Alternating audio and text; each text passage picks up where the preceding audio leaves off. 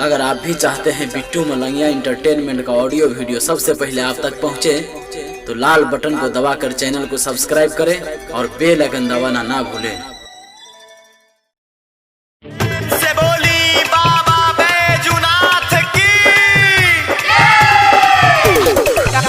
अपने सब सुन रहा छी बिट्टू मलंगिया एंटरटेनमेंट के।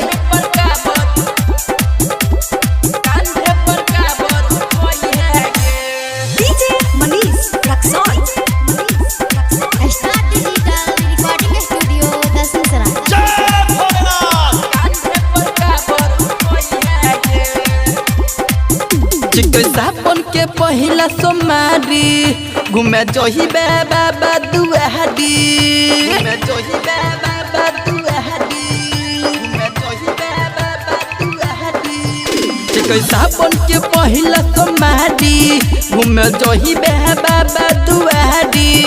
कोई बोलबो म बोलते जोई है गे,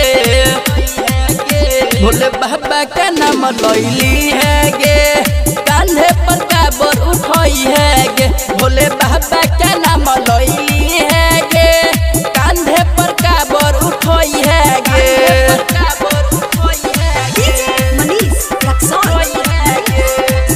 डीजे बिट्टू मलंगिया, डीजे बिट्टू मलंगिया, मधुबनी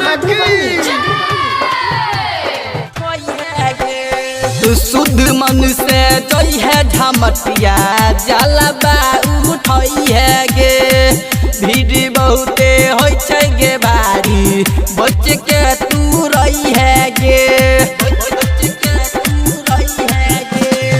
शुद्ध मन से जोई है झमटिया जलवा उठई है गे, भीड़ बहुते होई छै गे भारी, बच के तू रही है गे। ये हिलबै छै ना कमरिया, छल के नै तू दी है गगरिया, छल के नै तू दी है गगरिया, छल के नै तू दी है गगरिया। ये हिलबै छै ना कमरिया, छल के नै तू दी है गगरिया। बोलबम के नारा लगोई है गे, भोले बाबा का नाम लैली है गे, कांधे पर काबर उठई है गे, भोले बाबा का नाम लैली है गे, कांधे पर काबर उठई है गे। DJ Bittu Malangia, DJ Bittu Malangia, Madhubani